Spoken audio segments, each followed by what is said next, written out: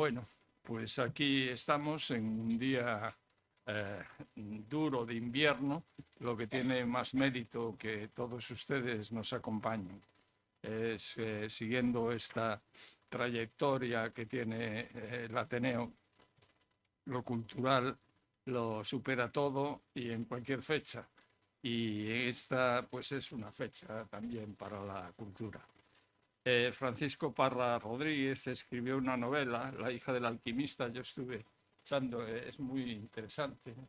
Voy a esperar con mucha ilusión los pormenores. En cualquier caso, no me corresponde a mí la presentación del autor, sino a José Luis Fernández Gándara, de Ediciones Tantín, que va a introducir y hablaremos in extenso. Al final, como ustedes acaban de comprobar, el que esté interesado tiene los libros para poder hacerse con ellos y con mucho gusto, supongo, el autor se lo dedicará. Pues cuando quiera, tiene la palabra. Muy bien, muchas gracias, don Julio. Estimados amigos, familiares, amantes de la literatura y las personas que nos siguen por streaming, es una gran satisfacción darle la bienvenida a la presentación de La hija del alquimista. Es la primera novela histórica de Francisco Parra. Hoy nos reunimos para celebrar no solo la publicación de este importante relato, sino también la rica historia que lo acompaña, una historia que nos traslada al corazón de Castilla en el siglo XVI. La obra nos presenta a un Agustín Almodóvar, un viejo alquimista y especiero de Medina del Campo, quien se embarca en una intriga aventurera cuando recibe la encomienda de participar en un laboratorio alquímico en la casa palaciega del secretario real Pedro del Hoyo en Colindres, Cantabria. Esta casa existe hoy en día y tiene un uso, no sé si realmente es turístico. Es decir, que el autor ha buscado, ha indagado todas estas cosas para trasladarlo a la novela. Como decía, la ambición de Felipe II era crear moneda falsa, claro, para aliviar la deuda heredada de su padre. Agustín se convierte, por tanto, en pieza clave de un experimento que atraerá la atención de los poderosos banqueros. Pero realmente lo que esta novela destaca es la historia de Guadalupe, una mujer de las pocas que había en Castilla entonces que destacaban, quien con astucia y valentía transforma el negocio familiar en una próspera casa de mercaderes con sucursal en Lisboa. Luego hay una serie de tramas de envidias familiares que la novela describe. La novela no es solamente un relato de aventuras, sino que también es un recorrido por una Castilla en plena expansión, donde las ferias y el comercio florecen. El autor ha tardado mucho tiempo y ha dedicado mucho tiempo a datar muchas de las cosas que aparecen en la novela y que recogen. A través de los ojos de Almodóvar, de Agustín Almodóvar, como antes decíamos, viajaremos desde los bulliciosos mercados hasta los puertos de Laredo, pasando por la histórica Salamanca, donde se forjan los sueños y el aprendizaje. Francisco Parra, nuestro autor, Paco, no es solo un doctor en ciencias económicas y empresariales, sino también un apasionado de la literatura y del arte. Y en este caso, aunque es su primera novela, lo ha hecho de una manera magistral el trasladarnos todos estos conocimientos. Su trayectoria combina la estadística con la docencia y ha sabido plasmar en esta obra su amor por Castilla y Cantabria. Él, aunque es castellano, vive aquí en Cantabria y está muy a gusto con nosotros y yo creo que ha conseguido con esta novela que tengamos nosotros también un conocimiento mayor de Castilla, así como su vasta experiencia profesional.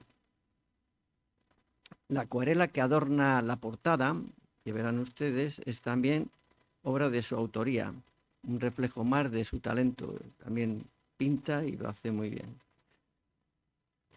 Por lo tanto, hoy celebramos no solo el lanzamiento de La hija del alquimista, sino también la posibilidad de reencontrarnos con raíces, con nuestras raíces, de explorar la historia que nos define y de disfrutar de una narrativa que nos invita a reflexionar sobre la ambición, la familia y la búsqueda del conocimiento.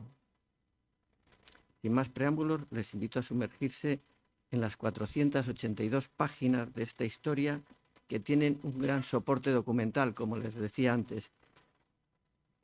Ustedes verán al final del libro una bibliografía muy amplia y que nos invita a realizar un viaje a través del tiempo. Que disfruten de la lectura y de este emocionante relato.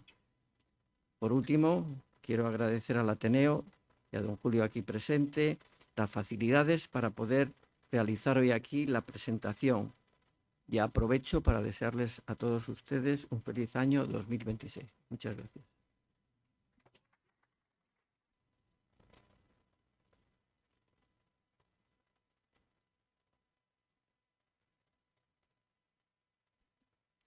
Pues muy bien, muchas gracias, don Julio. Bueno, en primer lugar, buenas tardes a todos y me gustaría agradecerte a Francisco Parra, a Paco, pues la oportunidad que me das para hablar de esta novela y de ti, del autor. Y es lo que voy a hacer, espero que muy brevemente. Sobre el autor, en realidad mucho se dice en la literatura, ¿no?, sobre la relación entre el autor y sus textos. Algunos proclaman el sello indeleble de la personalidad del autor en todos y cada uno de sus textos, de tal manera que si conocemos al autor o el conocimiento de dicho autor nos ayuda a obtener o a deducir ciertas claves de sus textos. También he oído lo contrario, ¿no?, que otros que proclaman que el análisis de los textos ayuda a conocer al autor o a comprender mejor su personalidad.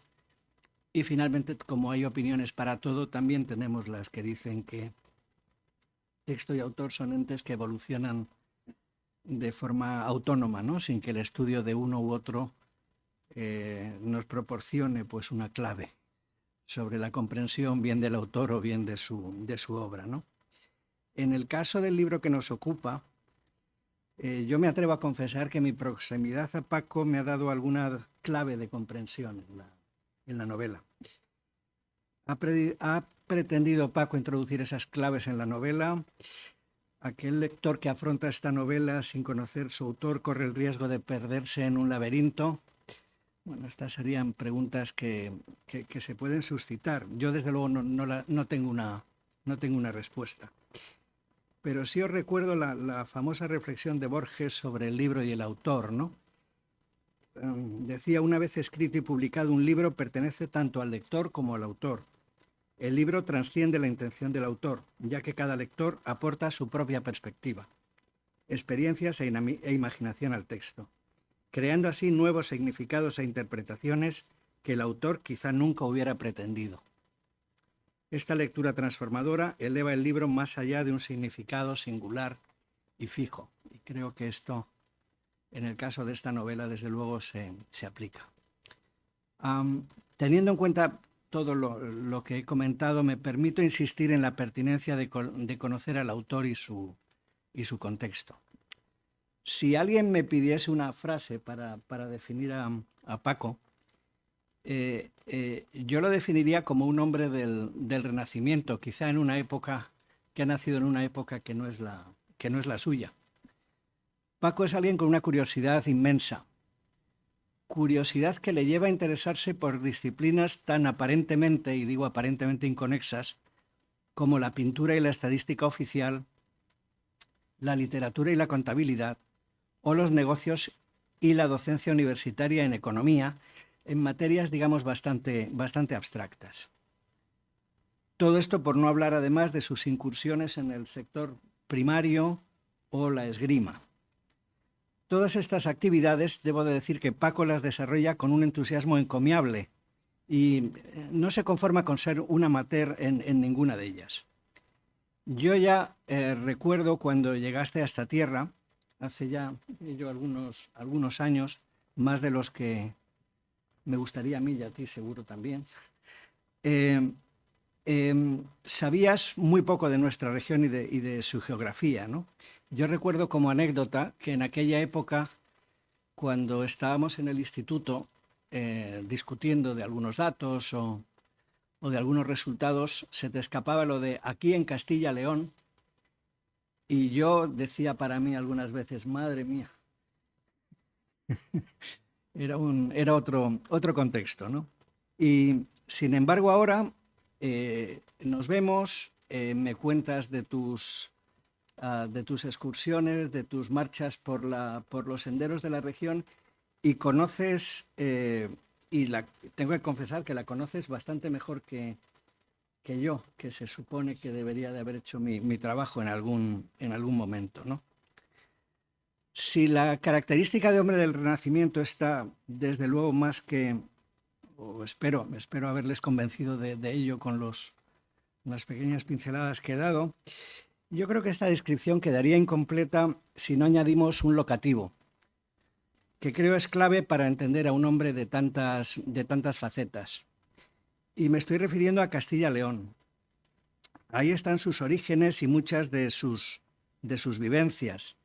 Y por lo tanto a mí no me extraña que su primera novela, estoy seguro de que no será la última, pues se desarrolle en Castilla-León y en la segunda mitad del siglo XVI, ¿no? No me sorprende en absoluto. Con respecto a la obra, la obra se enmarca, en mi opinión, en un periodo de la historia de Castilla y por ende de España que es apasionante.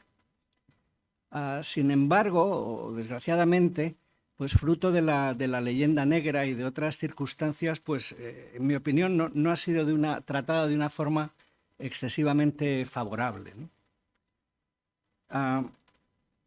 La novela, como bien se dice, se centra en esta época y en una de sus diferentes perspectivas afronta la vertiente económica, la vertiente de la actividad económica. Paco reivindica ese periodo de la historia de Castilla y yo también, y ya muchos economistas también, como un periodo en el que pasan muchas cosas, pero pasan muchas cosas no solamente relevantes para la historia de España, sino para la historia del mundo. Se desarrolla el capitalismo moderno, nacen los mercados financieros, empezamos a entender la inflación, se produce la primera globalización de la economía y todo esto se produce en Castilla y en ese siglo. Por lo tanto, me parece un marco ideal para desarrollar una novela y una trama, o muchas tramas, ¿no? Como es en el caso de tu novela. También me gustaría remarcar que no solamente surgen los fenómenos económicos, sino que también surge una escuela, la llamada Escuela de Salamanca, que últimamente sí está empezando a ser algo más reivindicada, como respuesta a esa supuesta paternidad de la ciencia económica por parte de los anglosajones, ¿no? Bueno, pues resulta que en el siglo XVI había un conjunto de clérigos y de frailes ahí en Salamanca, fundamentalmente pues Francisco de Vitoria, Domingo de Soto, Martín de Azpilicueta y Tomás de Mercado, pues que hablaban de los mercados, que hablaban de la teoría monetaria, que hablaban de cuáles eran los determinantes de los precios y que de alguna manera hablaban también de los orígenes de la teoría cuantitativa del dinero, cosa que no se formaliza hasta el siglo XIX. Todos estos fenómenos que os estoy comentando y que surgen en esa época de la historia de Castilla, pues se describen en la novela de una manera muy interesante, a través de las vidas y los problemas de 3 generaciones de castellanos nuevos y de castellanos viejos. Hombres y mujeres de orígenes humildes y que, fruto de las condiciones de su época, progresan, viven y mueren. Refleja muy bien Paco ese tiempo en el que lo nuevo no acaba de nacer y lo viejo no acaba de morir, ¿no? Sin embargo, y cuando estaba redactando estas notas me estaba dando miedo de que pensaran que esto es un ensayo, que lo que estamos hablando es un ensayo. No, no lo es. Es una novela. Y es una novela con un conjunto de personajes bien descrito y delimitado, con tramas de diferente complejidad que se superponen, en mi opinión, de una manera muy armoniosa a lo largo de la novela, y que finalmente contribuyen la atención del lector, en este caso de mí mismo, hasta el final de la obra. Para mí ha sido un deleite y un placer leer tu novela, Paco, y no puedo más que recomendársela para que disfruten de ella y durante estas Navidades, que aprovecho para felicitar a todos. Muchas gracias.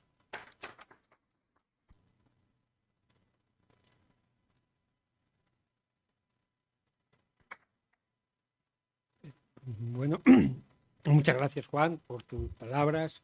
Muchas gracias, José Luis, y muchas gracias también al presidente del Ateneo por acogernos en este marco para la presentación de mi primer libro, o mi primera novela. Mi primer libro no, porque yo sí que he escrito otros libros. He escrito manuales de economía, manuales de estadística, la mayoría con otros autores. Pero novelas, esta es la primera novela. Y es un propósito que me propuse con la jubilación, donde tienes tiempo bastante por delante para poder encarar pues un objetivo de este tipo. Y como en mi formación y mi vida profesional ha estado siempre dentro de la economía de los números, pues en la novela pues de alguna manera también tenía que recoger pues eso, la economía y los números. Yo como lector, una de las cosas que siempre me ha gustado, o una de mis preferencias, ha sido la novela histórica.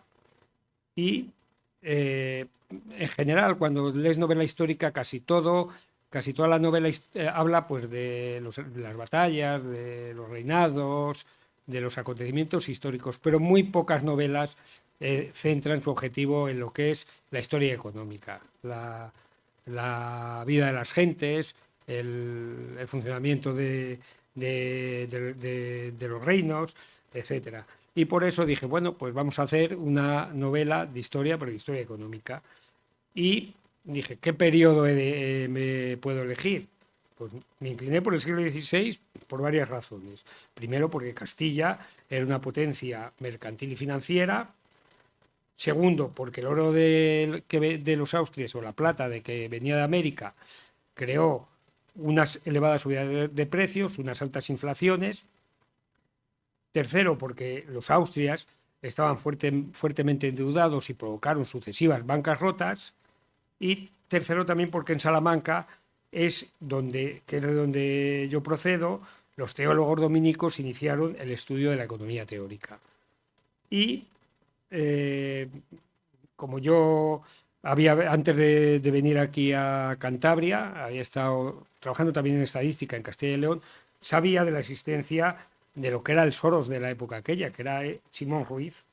Y entonces me decidí ubicar la historia en Medina del Campo, que era donde este financiero, al que le llamaban el Forro Plateado, desarrollaba su actividad mercantil y financiera.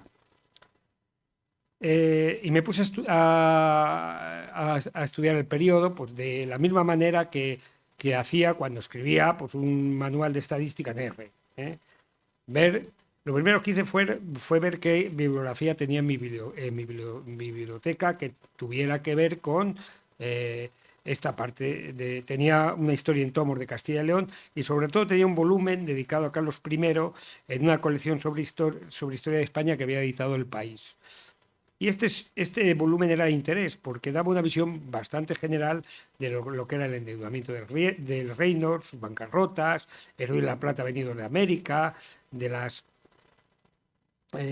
mesta, de las manufacturas, de los gremios, de la construcción naval y de la hacienda de los Austrias.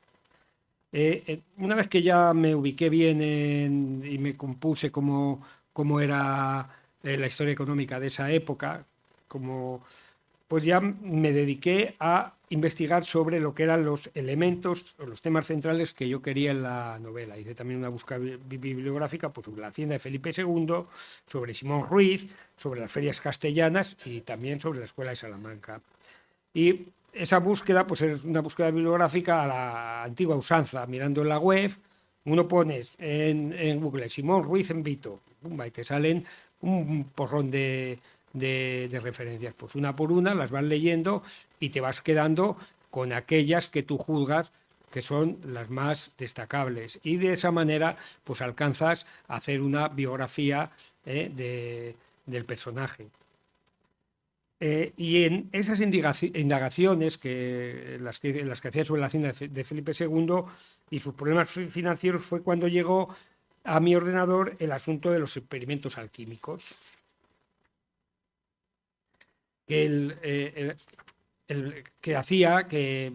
intentó Felipe II para transmutar el plomo en plata y de así pagar la enorme deuda hereditaria que tenía de su padre y que él también había acrecentado en la guerra de Flandes. Esa deuda andaba en manos de prestamistas, sobre todo italianos, genoveses, alemanes y también castellanos, porque el tesorero real no faltaba nunca a la feria de Medina del Campo para asentar es lo que ellos decían asentar, era pedir préstamo con la liquidez que se generaba en los contratos mercantiles que allí se cerraban, que eran sobre todo vinculados al comercio de la lana. Dos son los experimentos alquímicos que realiza Felipe II y que se mencionan en su historiografía. El primero es en Malinas, todavía era príncipe, que es una ciudad belga que está en la provincia de Amberes, y el otro era aquí precisamente, en Colindres. Del primero se sabe que fue suspendido porque se enteraron los espías, los embajadores venecianos en los Países Bajos, y saltó la alarma de que el rey de España pues pretendía pagar la deuda con oro falso. Entonces hicieron que el experimento decayera y él pagó sustancialmente a todos los que intervinieron en aquel laboratorio, entre otras cosas, para que tuvieran la boca callada. Desde aquí, el que se hace en Colindres no se sabe más que tampoco dio ningún resultado positivo, pero sí que dio lugar a una interesante correspondencia entre el secretario de Obras y Bosques, don Pedro del Hoyo, y el monarca, donde el secretario contaba al rey día a día qué es lo que pasaba en aquel laboratorio. Y con este hecho quise iniciar la novela imaginando a un alquimista, morisco y especiero y también perfumista con aposento en la Feria de Medina, que va a formar parte del equipo de herméticos que van a iniciar el experimento en la Casa Torre de Pedro del Hoyo en Colindres, que, como bien ha dicho, es un hotelito rural. A ver.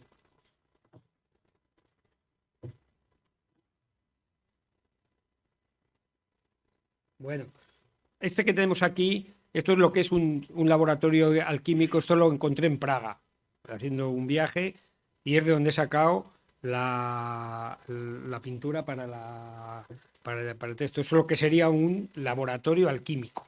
Se supone que el de Colindres pues sería una cosa parecida a esta, con sus atanores, sus copelas y sus hornos, ¿vale? Lo que es la casa de Colindres, donde se hizo este experimento, es esta. La casa existe, está lógicamente transformada, pero fue aquí donde se creó ese laboratorio. Y es un hotel rural que se llama la Casa del Valle. Para desarrollar esta trama de la alquimia, pues tuve también que empezar a hacer pues muchas búsquedas bibliográficas, sobre todo sobre la alquimia, sobre si el protagonista iba a ser iba a ser especiero y perfumista, y pues había que saber, estudiar cuál era la perfumería del siglo XVI, cómo se hacía el comercio de la especiería.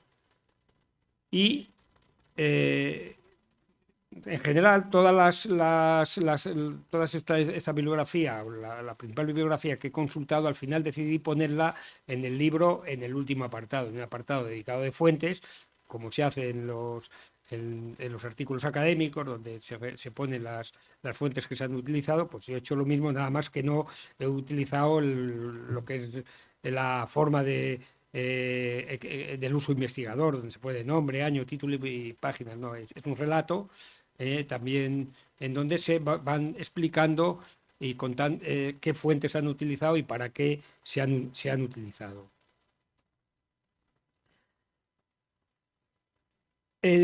También, como la primera parte de la novela trataba de la alquimia, también leí 2 libros, ¿entiendes?, para ver cómo se había tratado la alquimia en la literatura. Leí El alquimista de Paulo Coelho y también La búsqueda del absoluto de Balzac.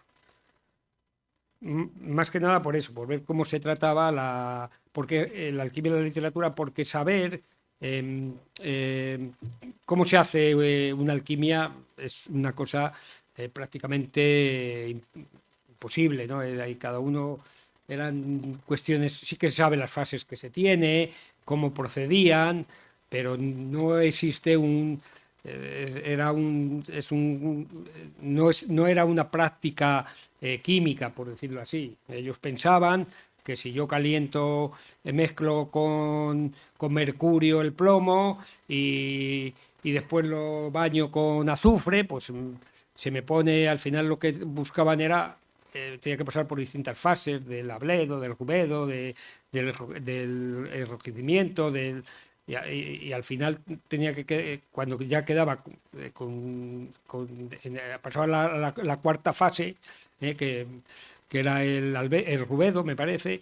Entonces en ese momento ya tenían que dejarlo reposar y ya pensaban que ya tenían la piedra filosofal, que era que lo que mezclándola con cualquier con cualquier metal, lo convertía en oro o en plata. Eso era lo que más o menos. Entonces ellos, hay libros de historia de la alquimia donde describen un poco cuáles son las fases, pero como era un conocimiento que estaba unido sobre todo porque este conocimiento se basaba también un poco en una concepción particular del universo. Ellos pensaban que los componentes del universo pues era la tierra, el fuego, el aire, el agua, y que todos los elementos estaban se componían de esas partes. Entonces lo que ellos trataban de hacer era cómo se haría la creación del universo desde su laboratorio.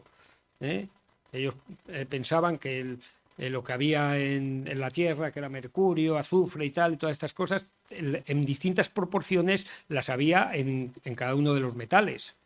Y entonces lo que trataban era de buscar esa proporción ideal. Pero además ellos tenían como lo que trataban es de simular lo que es el origen de la Tierra y del universo para ello. Entonces tenían que seguir el calendario, tenían que utilizar el horóscopo, y el rubedo tenía que hacerse con la luna llena y el no sé qué con la media luna. Eso era un poco, y entonces ellos cuando decían, no, es que si no me sale es porque he fallado en algo, he fallado en que no lo he hecho con eso, no he hecho la composición suficiente de mercurio con no sé cuántos, etcétera. Y tenía un componente un poco, que eso es lo que se ve en los 2 libros, tenía un un componente también espiritual, un carácter espiritual de lo que era la Opus Magna. Y lo que hice es, de Agustín Almodóvar, un alquimista espiritual, que más que buscar la transmutación de la materia, lo que pretendía es confirmar la naturaleza del universo, en donde todo viene del uno. Ellos hablaban de que había un uno, que era el que había creado todo, y todo tenía esas partes del uno. Y también un alquimista pensaba, para poder tener éxito en la Opus Magna, pues tenía que ser también un hombre puro, tenía que estar desprendido de toda de la avaricia, o para ellos una persona que simplemente hacía alquimia para obtener plata o obtener oro, eso no era un alquimista. Y bueno, y en esta parte de la novela le tenía que poner un final. En esa parte de la novela están escritas, más o menos están recogidas dentro de la trama lo que son las cartas que se cursaban el Felipe II y Pedro del Hoyo. Y al final había que buscar un final para el laboratorio de Colindres, que no se sabe cómo se cerró, pero se sabe que fracasó. Entonces, ¿qué es lo que hice? Pues poner ahí al señor Ruiz, al financiero, que es el que ha llevado a ese alquimista medinés para saber qué es lo que se cuece en Colindres, y cuando ve que lo que se busca es obtener moneda falsa para pagar, para enjuagar la deuda de la hacienda de los Austrias, pues maniobra para que se cierre el laboratorio.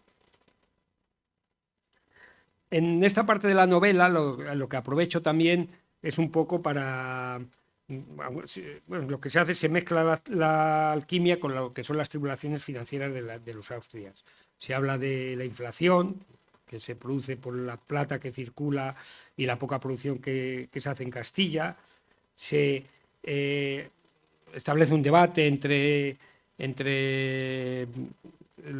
lo que es el letrado, que debe tomar fe del experimento alquímico, que es un personaje histórico que existió, y el alquimista, sobre la libertad de empresa, la intervención del rey en los mercados, o la estructura gremial. La estructura gremial pues no era más que otra cosa que una red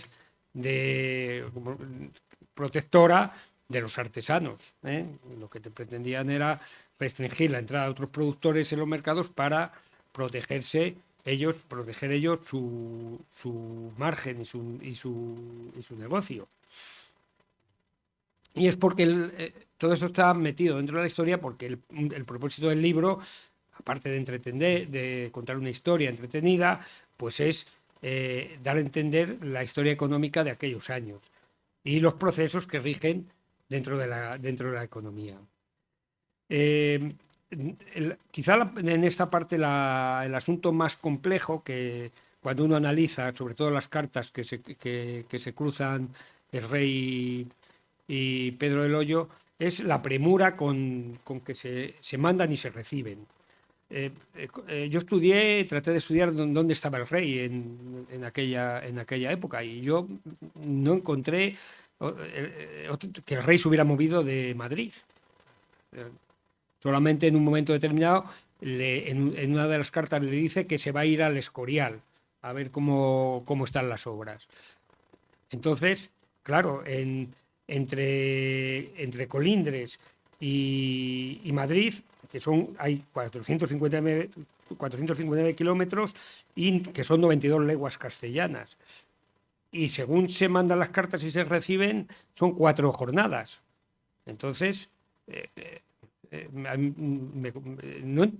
leí, consulté, miré cómo eran las postas reales, cómo se organizaban las postas reales, para entender cómo se podía hacer ese correo, cómo mandar esas cartas y recibirlas con tan poco espacio de tiempo. Probablemente se hicieron con jinetes que iban a caballo, llegaban a un sitio, dejaban el caballo, cogían otro y recorriendo estas 92 leguas castellanas de día y de noche. Más o menos por lo que cuando tú lees, pues sabes, te enteras más o menos un caballo, cuántas leguas puede recorrer en un día, bueno, hasta darle descanso. Y más o menos, muchas veces te sorprende la rapidez con la que hacían los correos. De hecho, sí que tenía un contrato Felipe II bueno, ellos le llamaban encomiendas, ¿eh? con, con el que organizaba los correos reales, que era siempre la misma familia, y creo que en esa encomienda él tenía establecido que tenían que pasar 9 días en que llegara el correo desde Flandes a Madrid. Bueno, y también como había de intervenir el señor Ruiz en esta parte cántabra de la historia, encontré en aquellas búsquedas una tesis doctoral que me ha ayudado mucho también a organizar la novela, que es el comercio internacional castellano a través del puerto de Laredo en la época de Felipe II.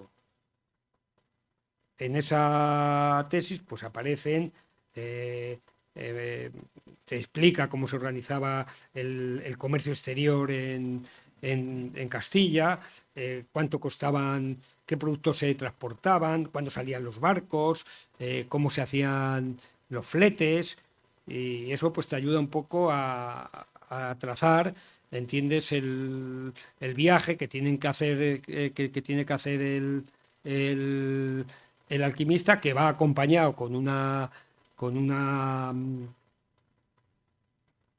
conjunto de, bueno, con unos trajineros que llevan mercancía al puerto de Laredo, y bueno, te ayuda un poco también a entender, también descubrir muchas cosas de ahí. Pues precisamente en ese libro se cita que en Laredo Simón Ruiz tenía corresponsales, uno de ellas era una mujer, era de los que tenía ahí.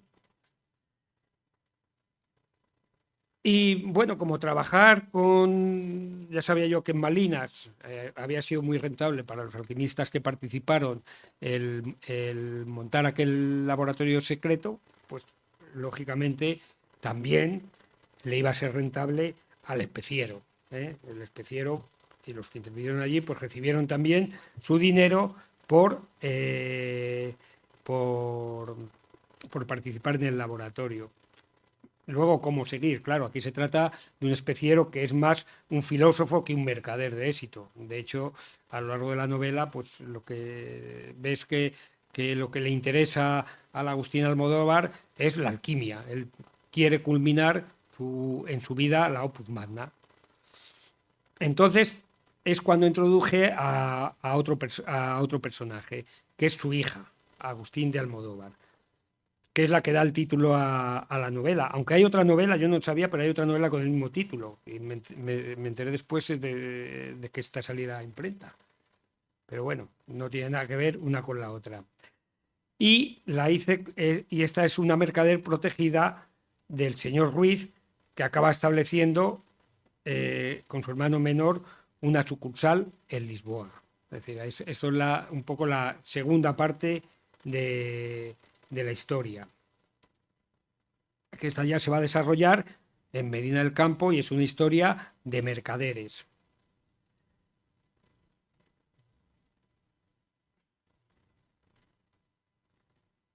Bueno, para que veamos un poco los arcanos de la alquimia, esto es, por ejemplo, una de las cuestiones que en el libro se recogen. Se habla de la famosa prima clavis. Esto es como los alquímicos, de alguna manera, comunicaban sus conocimientos. Y esta prima clavis lo que señala, y ves una figura de un rey, una reina, y una serie de personajes, un lobo, y lo que señala es la aleación señala que la aleación de oro y antimonio ha de ser purificada, sometida al calor del fuego en el crisol en 3 ocasiones, las 3 flores que lleva la reina en la mano. En la ventana vio fulgir la luna en su cuarto menguante, lo que sirvió para advertir. Bueno, es decir, que es para que veáis un poco, entiendes, cómo ellos transmitían sus experimentos a través de estas figuras, que solo las entendían ellos.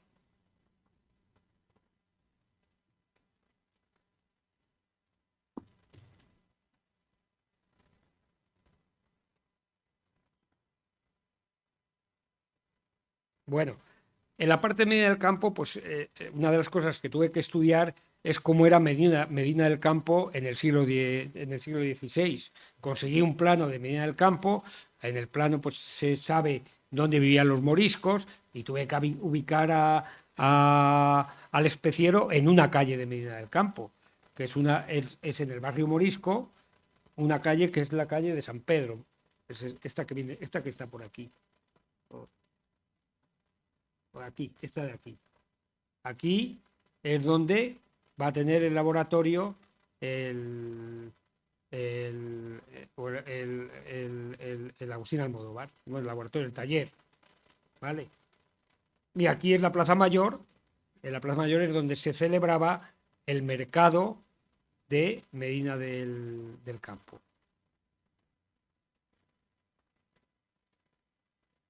El mercado que dicen que sería así, ¿eh? Cada uno de estos puestecitos que se ve aquí, pues eran los aposentos en donde, y estaba organizado. En un sitio estaban los especieros, en otro sitio los alabarderos, en otro sitio los plateros, en otro sitio, y se dedicaba una parte también a los jambistas. Son mercados que se hacían 2 mercados al año, pero eran mercados que duraban 3 meses, cada uno de ellos, y que todos pues tenían que ir a los puestos, y en el mercado de Medina del Campo pues iban mercaderes, asistían mercaderes pues de toda Europa a contratar lana y a vender las telas de sus países. Además, el nombre de las telas es muy curioso, porque uno cuando ya lo va mirando y lo va estudiando, ¿entiendes? Ruanes. ¿Qué son ruanes? Pues lienzos hechos en Ruan. Es decir, no, normalmente las cosas los textiles que se producían en cada ciudad europea tenían el nombre de la ciudad europea. Y eso todo eso, pues de alguna manera se comerciaba en Medina, y como había mucha liquidez, pues acudía el tesorero real a coger esa liquidez como préstamos para la corona. Bien. Claro, la historia a partir de aquí pues es una historia de mercaderes medinenses que van de feria en feria, comerciando con la especia, los perfumes, el papel, los tejidos, la lana, porque a la hija la hago casar con un segundón de ganaderos de Merinas, que forma parte del honrado Concejo de la Mesta, para introducir también en la novela de alguna manera cómo era el comercio aquel de las Merinas, y sobre todo que era la Mesta. La Mesta era una institución de ganaderos que era muy poderosa, es decir, tan poderosa en aquella época que es que en el sitio donde pastaba o pasaba unas merinas no se podía cultivar. Tenían que dejarlo per secula seculorum a que los rebaños de ovejas merinas en sus transhumancias fueran allí a pastar. Es curioso porque la Mesta, es decir, sobre todo estaba dominada, aunque era libre, todos los ganaderos podían formar parte del Consejo de la Mesta, estaba dominada por los grandes ganaderos, los ganaderos que tenían pues, miles de merinas. Y entre esos grandes ganaderos estaban los monasterios. Los monasterios tenían también muchas ovejas, muchos rebaños de merinas, hacían con ellos transhumancia y obtenían sus recursos, sus dineros. El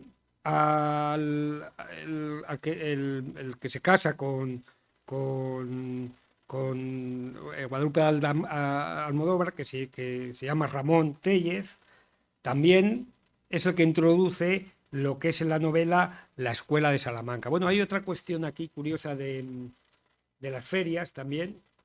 Esto es la colegiata de San Antolín, de allí de Medina del Campo. Vale. Y esta colegiata tiene aquí un balcón. Este balcón, esto también se cita un poco en la novela. Y ese balcón se hace para que los mercaderes puedan acudir a misa, porque tienen que estar vendiendo y hay que ir a misa.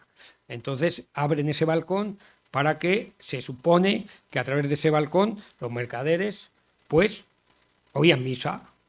En la feria de Medina se cerraba cuando se hacía la misa de la tarde. Y una vez que se acababa esa misa, ya se levantaban los aposentamientos y se cerraba el mercado. Y cuando ocurría esa misa, era cuando se hacían firmes los contratos que hacían unos con otros. Entonces es en Castilla, es muy común todavía. Yo, bueno, que mi padre pues era tratante, cuando se daban ellos la mano porque habían apalabrado un trato de ganados, ellos decían así: lo que aquí se acuerde va a misa. Y venía de eso, de este tema de ahí de Medina del Campo. Vale. Ramón Tellez va a ser un bachiller que estudia en Salamanca y conoce y estudia con los teólogos de la Escuela de Salamanca, y por determinadas vicisitudes pues el hombre tiene que abandonar la ciudad. Y como es un segundón ganadero, pues lo que hace su padre es colocarle de aprendiz escribiente con Simón Ruiz, que es a quien le vende la lana. Entonces, en la relación que mantienen el noviazgo, que mantienen Ramón con Guadalupe, pues lo que hace Ramón es explicar a Guadalupe cómo se tiene que conducir un comerciante con arreglo a lo que la Iglesia establece para no caer en el pecado capital de la usura. Y es ahí donde se habla ya de la Escuela de Salamanca. Los textos que él le lee a su novia y en las tardes de frías de ahí de Medina del Campo, pues son los textos de 2 libros: La suma de tratos y contratos de Tomás de Mercado y el comentario resolutorio de cambios de Martín de Azpilicueta. El primero es un compendio de cómo se deben de hacer los contratos, incluidos, para que os deis cuenta de la mentalidad de la época. Entre los distintos tratos y contratos, él empieza a poner tratos de alquiler, tratos de comprar, de pagar a plazos, tratos de... Pues también hay un apartado dedicado a cómo se tienen que hacer los contratos de compra y venta de esclavos para no infringir las dogmas, lo que dice la Iglesia. Y el segundo es una adenda sobre el valor del dinero que Martín de Azpilicueta hace a un manual de confesores. Martín de Azpilicueta lo que hace es un manual de confesores donde habla de los 7 pecados capitales, con el propósito de ilustrar a los sacerdotes de cómo tienen que confesar. Y, lógicamente, él tiene que hablar de la usura.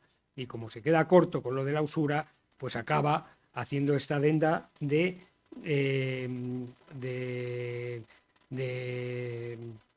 resultorio de cambios. Y es ahí, en esa adenda de resultorios de cambios, donde él establece lo que es el criterio del valor del dinero.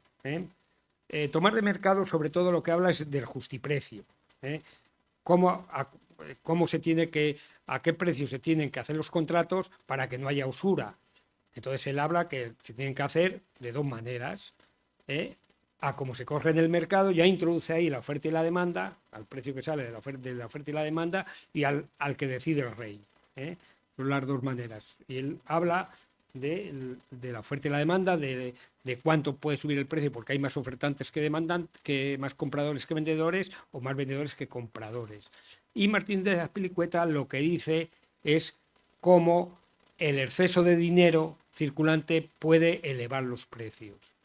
es el primero que empieza a formular lo que es la famosa ecuación cuantitativa del dinero, que lo que hace es vincular el dinero que circula, la velocidad a la que el dinero circula, los precios y las cantidades que se producen.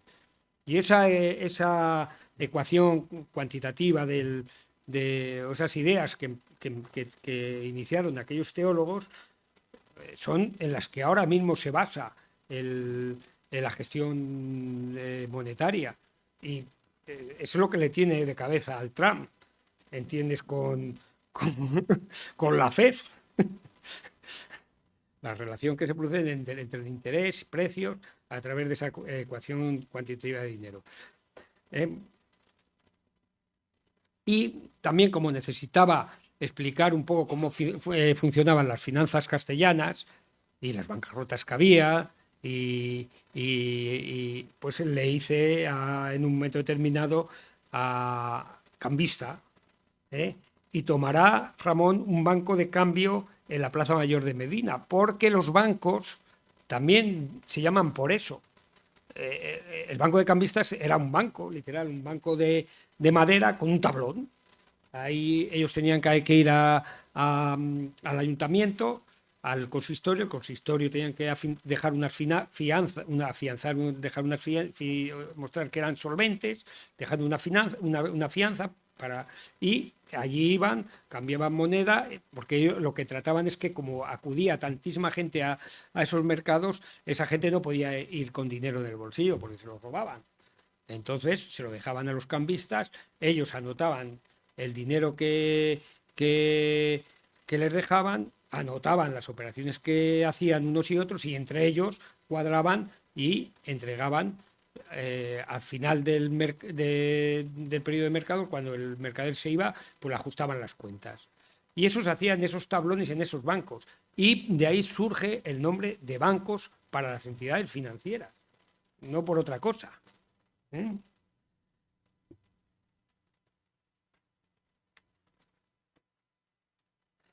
Bueno, y en cuanto luego a la historia de la saga familiar, pues la parte está más de la novela, pues lo que se recogen pues son los momentos alegres y tristes, los nacimientos, las muertes, las envidias y todas las cuestiones que transcurren a lo largo de la vida de una familia.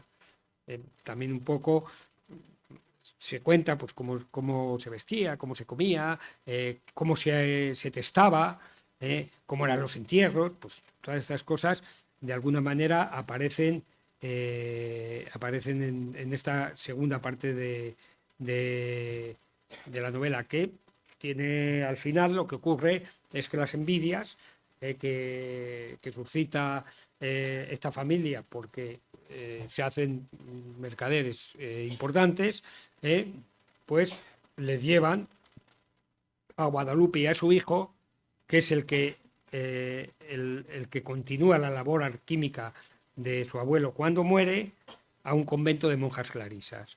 Ella va y lleva al hijo para protegerlo, porque de la Inquisición sobre todo, o que le delataran ante la Inquisición como hereje.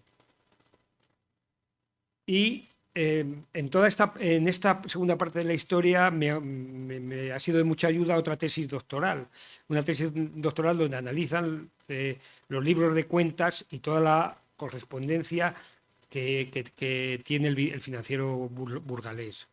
Ahí te cuentan, hay anotaciones de lo que vende, a quién lo vende, de lo que compra, cómo lo compra, de las cartas que se mandan. Se conservan en el archivo histórico de Valladolid, se conservan del orden de 58.000 cartas comerciales que escribió este hombre. Es un hombre que estaba... Hay que darse cuenta de que para ellos, y sobre todo para estos magnates, la información era muy importante. Él tenía que saber a qué se vendía, cuánto costaba, cuánto eran los fletes de todos los productos que él intermediaba. Y eso lo hacía pues correspondiendo con los mercaderes venecianos, mercaderes genoveses, mercaderes lisboetas, mercaderes de Amberes, Es decir, con todos mantenía una correspondencia comercial que le hacía saber cómo estaba el mercado y, por lo tanto, tomar buenas decisiones mercantiles. Él...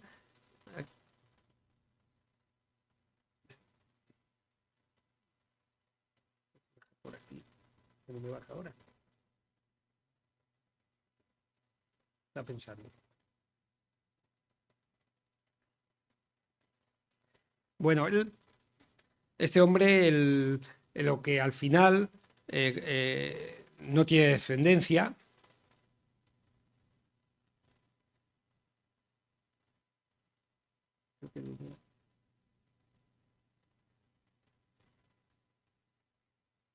Eso es. Este es Simón Ruiz, es el retrato que se tiene de Simón Ruiz, de Pantoja de la Cruz, es el que lo hace.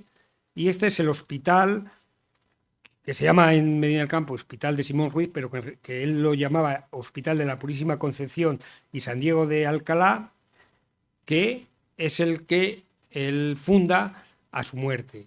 Él pone dinero para que se construya este hospital, no lo va a ver terminado porque muere antes, y este es el hospital que en la novela pues él le explicará y le contará a su protegida cómo es el hospital, porque en Medina del Campo parece ser que estaban muy dispersos los hospitales, y él lo que trata es de unificar aquellas casas donde malamente se trataban a los enfermos en un hospital único, atendido lógicamente me parece, por sacerdotes y también por médicos y tal. Y existe todavía, ha tenido muchos usos y bueno, y creo que ahora anda en restauración. Entonces la tercera parte de la obra pues va a transcurrir ya en un monasterio, que es el monasterio de Santa Clara, que es donde acaban pues la Guadalupe, la hija del alquimista, y el nieto del alquimista. Hay que darte cuenta de que yo, según vas leyendo sobre la historia de aquella época, te das cuenta de que muchos dicen que las órdenes religiosas eran verdaderas empresas alimentarias, ¿eh? Todas tenían pues producían vino, trigo, de todo. Tenían ovejas, tenían vacas, las órdenes eran verdaderos, eran empresas, lo que sería un latifundios, empresas alimentarias, tenían de todo. Y este convento pues lo tenía también, porque ahí consulté del convento, no sé si aquí enlazaremos o no enlazaremos.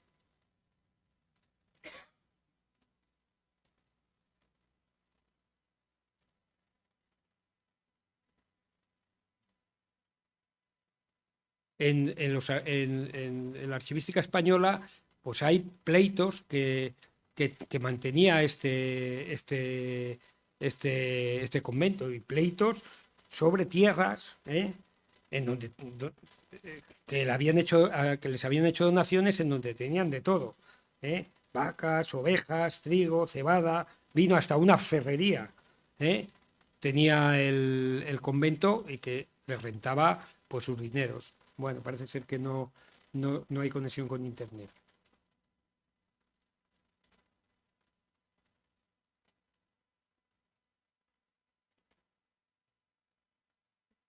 ¿Dónde? Ahí.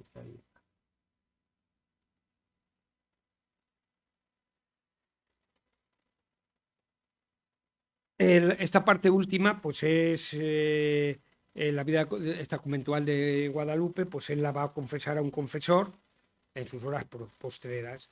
Y bueno, no voy a contar tampoco qué es lo que pasa en el convento, porque eso es cuestión de leer el libro. y no voy a hacer, no voy a hacer tampoco spoiler del mismo libro, pero sí que para poder hacer esta trama, pues tuve que consultar lo que era la regla de los conventos de clarisas y también artículos académicos y otros no tanto, sobre la vida y las finanzas que tenían los conventos de clausura por aquel entonces. En fin, que el libro tiene tres propósitos. Uno novelesco, que es entretener con las peripecias del alquimista y su familia. Otro, enseñar cómo era la economía de la época, cómo se compraba, cómo se vendía, cómo se heredaba, cómo se transportaban las mercancías. Dentro del libro hay una parte también viajera, porque son mercaderes que tienen que ir de un lado para otro y recorrer pues, lo que son, van de Colindres a Laredo, por la ruta de Carlos I de Castilla, de Salamanca a Lisboa, y también tienen que ir a los principales villas mercantiles castellanas. Son dos, es Medina del Campo, la otra Medina del Río Seco, Tordesillas, eso, y Villalón también, que es un pueblecito pequeñito que tenía también un mercado importante en aquella época. Y para ello pues me ayudé de los caminos de España. Y aquí pues vas viendo, pues para ir a Laredo pues hay que pasar por tal. Si se va a Lisboa, pues tienen que ir por Salamanca, de Lisboa por aquí a llegar a tal. Y más o menos con esto te vas haciendo una ruta y vas buscando normalmente jornadas que suelen ser de 30 kilómetros y ahí les haces pernoctar a los personajes y aprovechas también un poco para describir lo que era la jornada. En las visitas también hay otra cosa, cuando les haces ir a los personajes a ver Salamanca, por ejemplo, o a ver Lisboa, o lo que sí que te das cuenta, tienes que mirar si ellos van a ver un determinado palacio, tienes que ver si existía o no existía. Y lo que sí que te das cuenta mirando la historiografía de todos esos monumentos, te das cuenta de que muchos de ellos estaban en construcción. En concreto, la Catedral de Salamanca, la nueva, estaba en construcción en aquella época y muchas cosas estaban en construcción.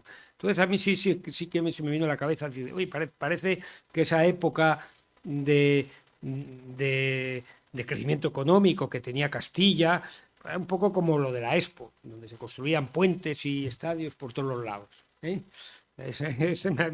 Se me hacía también esa idea. Bueno, luego también se cuenta, lógicamente, la historia económica más o menos más convencional, la de las finanzas reales, las crisis financieras, el comercio de importación y exportación, la minería de la plata, el comercio del azogue, que era también muy importante, porque el azogue se utilizaba para limpiar de mineral la plata. Y veías cómo la corona de todos los sitios trataba de sacar dinero. Es decir, hay una cosa curiosa, porque os hagáis una idea de cuál era, de cómo era la necesidad de dinero que tenían los austrias. Se vestía de negro, todos vestían de negro porque utilizaban la cochinchilla como tinte. Vale, pues eso era real. Todo lo que se producía, aquello era propiedad del rey, y el rey lo vendía para hacer tintes. No podía tener la cochinilla más que el rey. Vestían de negro por negocio y por sacar dinero, pues estaban tremendamente endeudados. Y luego también hay un tercer propósito más modesto, que es un poco de mostrar cómo funciona la economía, cómo se consume. No siempre se consume por los precios, a veces también se consume por el prestigio. Hay que darse cuenta de que la pimienta no era una cosa que se tomaba porque la tomaban los ricos, no servía para otra cosa. Y alcanzaba precios astronómicos porque los ricos la consumían. No era para conservar alimentos ni ninguna cosa de esas. También un poco cómo se produce. Es decir, normalmente cuando se produce, pues entendemos que lo que se hacen es abaratarse los costes para obtener mayor beneficio. Pues no siempre es así. Muchas veces lo que se utiliza es obtener margen a través de la información que uno tiene de los mercados, como hacía el Simón Ruiz, o protegerse la competencia a través de gremios. Es decir, hay muchas maneras de planificar la producción. Decir también que muchos de los personajes que en el libro se citan son reales. Ahí veréis muchísimos personajes, todos existieron y todos hicieron bueno, se dedicaron a lo que ahí se pone. Y bueno, ninguno de ellos, desde luego, tomó parte en esta trama que yo me he inventado. Los meto por ahí, ¿entiendes? Pero ninguno formó parte de esta trama. Y no me queda más que animaros a que leáis el libro, que lo leáis con indulgencia y que cada uno se quede con lo que más le guste, con la trama familiar, el proceso alquímico, el contenido histórico, los usos y costumbres de la época, o la parte del pensamiento económico que en entre líneas aparece en el texto. Y quedo a la disposición de ustedes para lo que me quieran preguntar.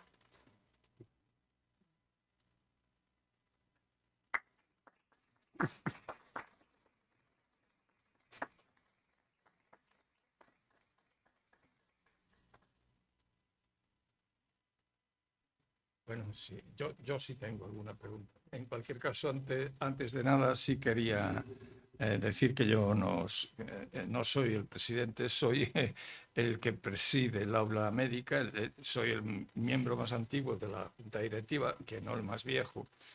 Y actos como este los presido en el aula médica, pero también en el ámbito de la literatura o la lectura o la novela, porque soy un gran lector. Y siento que no me dio tiempo a leerla al completo, entre otras cosas porque es compleja. Como todas las novelas históricas, que a mí me apasionan, las novelas históricas son atrapapersonas. Atrapan al lector porque son divertidas además, y atrapan al autor. Por lo tanto, ya sabemos que esa segunda novela que te acaban de sugerir que escribas va a ser también una novela histórica, porque autores que manejaban otros campos tocan la novela histórica y ahí se quedan atrapados. En cualquier caso, me ha interesado mucho una parte que yo, con esas prisas de estar hoy echándole una ojeada, es que hay un convento en Medina del Campo. Yo tengo una pasión inusitada por un convento en Mancera de Abajo, Peñaranda de Bracamonte, al lado de Medina del Campo, provincia de Salamanca, porque yo tenía una tía Carmelita Descalza, de la Madre Maravillas, y conocía muy bien como médico, un médico joven, se me abrían las puertas del convento y yo tengo, unas vivencias en el convento que ya me gustaría confesarles, porque eso es una pasión, ¿no? Estar en un convento de clausura y tener la posibilidad de conocer desde dentro su vida. Los únicos que entran allí excepcionalmente son médicos, coincidía médico y familiar. Entonces, cuando mi tía se puso enferma y más tarde murió, la llevaron a ese hospital, que yo he reconocido por esa imagen que tú has puesto, pero que no reconocí en el libro. Y me ha gustado mucho. Yo quería preguntarte, lo de Agustín Almodóvar, ¿a qué vino la búsqueda de ese apellido? Porque, claro, sí es Bueno, vamos a ver, sí. hay dos partes. Bueno, yo ya le vi que tenía que ser un morisco y entonces normalmente a los moriscos les hacen cambiar de nombre. Aparece también dentro del libro el nombre morisco que tiene, pero en un momento determinado él, cuando se le hacen convertirse en cristiano, ocurre en Almodóvar del Campo, porque es una familia de especieros que va de pueblo en pueblo vendiendo su mercancía, ¿no? Y de perfumistas. Entonces, por eso, de ahí le viene el apellido Almodóvar. Le busqué Almodóvar del Campo no tiene nada que ver Ya, con por eso el es otro, ¿eh? llamativo. Porque Y se además- llama Agustín. Además, yo creo que Agustín se llama el Y hermano del director. Sí, se llama y le puse Agustín Sí. porque mi suegro se llama Agustín y mi suegro era jabonero y sabía de todas estas cosas. Entonces, Muy bien. claro, no le podía poner Agustín tal. Dije, no, voy a poner el por qué? nombre, pero tengo que buscarle un nombre, es decir, ¿Por qué digo yo que atrapa personas? Porque cuando uno lee una novela histórica, o de las que se llaman históricas, las novelas son documentadas más que históricas, porque el autor aprovecha hechos históricos para fantasear. Entonces, uno cuando la está leyendo, claro, está mosca, porque dice, ¿esto tan interesante es verdad o es imaginación del autor? Y le introduce, a mí me hace releer mucho párrafo e incluso salirme de alguna novela histórica que podía citar e ir a consultar, que por cierto, el libro tiene, bibliografía tiene un método científico, luego me lo expliqué cuando mencionaste que habías consultado tesis doctorales. Tiene su bibliografía, tiene su introducción, tiene incluso resultados, podríamos decir, ¿no? Y en cualquier caso, pues parece muy interesante. ¿Alguna pregunta más? Espero. Muy bien. Buenas. Lo primero, muchas gracias por la charla. Ha sido muy interesante todos los datos que nos has compartido. Y quería preguntarte cuánto tiempo has tardado, porque se ve que hay detrás una investigación ardua. ¿Cuánto tiempo has tardado en escribir el libro? pues como un año. Un año. Más o menos. Es Y- decir, que tienes que hacer, claro, porque no solo es escribir, tienes que ir buscando, sobre todo en las fuentes, ver si esto pasó, cómo pasó. Hay que hacer mucha consulta, muchísima consulta bibliográfica para solo simplemente para poner las monedas, pues hay que ver qué monedas había en aquella época, cómo funcionaban los cambistas. Cuando hablas de una crisis bancaria, pues se tienes que ver cómo, cuándo se produjo, cómo se produjo, qué la originó. Y desde cuando describes un personaje y le viste, dices, a ver, ¿cómo he visto aquí a un personaje del siglo XIX? Pues nada, a buscar trajes y vestidos del siglo XIX, a ver qué llevan puestos, cómo visten de gala, cómo visten de corriente, y eso pues lleva bastante trabajo. Y una vez que ya tienes hecho eso, vas un poco hilvanando ya tramando el capítulo. Pero a medida que vas escribiendo te empiezan a surgir. Tú dices, bueno, pues ahora pasa esto. Pero esto entra dentro de la época, tal, pues otra vez a volver a reflexionar. Entonces, por eso te lleva bastante tiempo. Hay cosas, pues por ejemplo, yo los libros estos de los tratos y contratos y el resolutorio de cambio, en castellano antiguo me los he tenido que leer todos ellos, ¿entiendes? Para saber qué es lo que contaban y qué partes del libro yo podía utilizar para la novela, ¿sabes? Y se ha comentado de una segunda parte, pero es una segunda novela, perdón. ¿Es segunda parte o es novela? Pues no lo sé. Bueno, no, que como se ha comentado, igual está pensando usted en hacer... Hombre, siempre lo dejas abierta la novela. El final, tienes un final abierto. El final, tampoco voy a contar el final porque eso es para leerlo, ¿entiendes? Pero el final está abierto para que pueda haber, lógicamente, una continuación. Sí, yo algo conocía de las, digamos, veleidades esotéricas de Felipe II. Era un gran coleccionista de reliquias, por ejemplo. Mismo la construcción del Escorial tiene sus claves esotéricas y demás. Lo que me ha sorprendido enormemente es este recurso a la alquimia. Ha sido, en fin, algo completamente inesperado que llegaran a este extremo, vamos a decir. ¿Se conoce algún caso de algún rey o algún gran señor de aquella época, del siglo XVI, que hiciera lo mismo? o algo por el estilo, o quizá es Felipe II el único que entra en esta dinámica. Bueno, a un papa hacía alquimia también, ¿eh? Es decir, de hecho, los papas no... Lo que no prohibieron la alquimia en la iglesia lo que prohibió es que se hiciera oro falso con la alquimia, ¿eh? Ahí no sé el nombre del papa, si es un león, no me acuerdo qué, no, pero se dice que practicaba alquimia. Practicaban también alquimia príncipes de Hungría y de Centro Europa. Y luego hay que tener presente que uno de los principales alquímicos de aquella época es Paracelso. Paracelso era un alquímico. Y muchos de los... claro, la química no estaba desarrollada. La alquimia muchos la consideran como unos precursores de lo que es la química. Y de hecho, ellos descubrieron muchos compuestos, el ácido sulfúrico y muchos compuestos que los descubrieron ellos con sus experimentos. Incluso el famoso baño María. El baño María que se llama, pues ese lo descubrió una señora que se llamaba María la Egipciaca, haciendo también alquimia.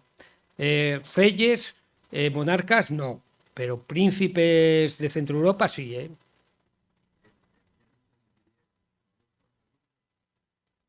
Puede ser, ahora no me...